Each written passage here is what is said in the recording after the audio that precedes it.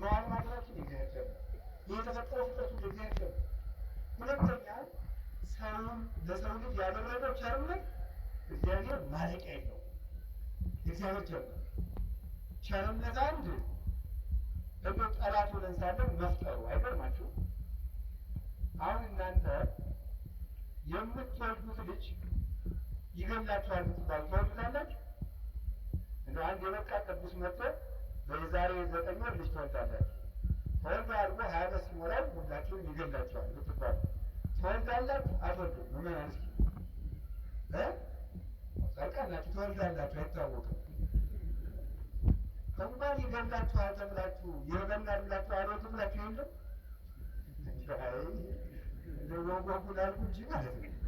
ይረበናል እያላችሁ አሁንስ እንደውም ስንሰማ ሌላ ነው። እኔ ወደ ውስጥ ገብቻ አልናገርም ማለት አንዳንድ ሴቶች አያት መሆኑ ቀልተው አልወድም የሚሉ አሉ። አንዳንድ ነው።